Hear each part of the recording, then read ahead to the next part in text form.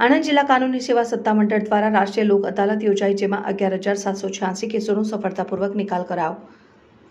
મુખ્ય જિલ્લા ન્યાયાધીશ અને જિલ્લા કાનૂની સેવા સત્તામંડળના ચેરમેન મૂલચંદ ત્યાગીના અધ્યક્ષસ્થાને શનિવારે યોજાયેલ લોક અદાલતમાં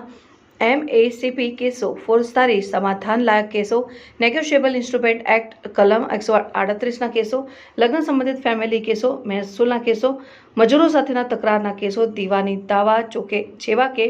ભાડાના બેંકના વગેરે કેસો, વીજળી તથા પાણીના કેસો અને હજુ સુધી અદાલતમાં દાખલ ન થયેલા તેવા બેંકોના પ્રી લિટિગેશન કેસો મળીને સમાધાન માટે રાખવામાં આવેલ કુલ કેસો પૈકી 11,786 કેસોનો સફળતાપૂર્વક નિકાલ કરવામાં આવ્યો હતો,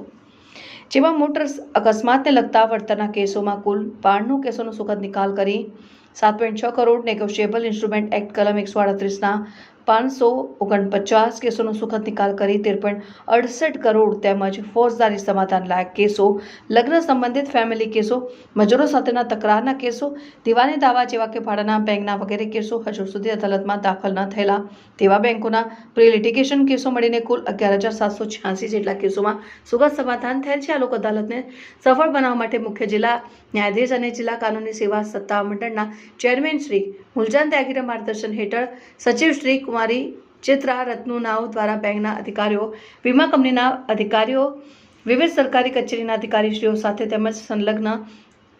વકીલશ્રીઓ સાથે વખત મિટિંગોનું આયોજન કરવામાં આવેલ હતું, જેને પરિણામે આ લોક અદાલતમાં કુલ 11,786 કેસોનો સુખદ નિકાલ થવા પામ્યો છે। તેમજ મુખ્ય જિલ્લા ન્યાયાધીશ અને જિલ્લા કાનૂની સેવા સત્તામંડળના ચેરમેનશ્રીએ યાદીમાં જણાવ્યું હતું।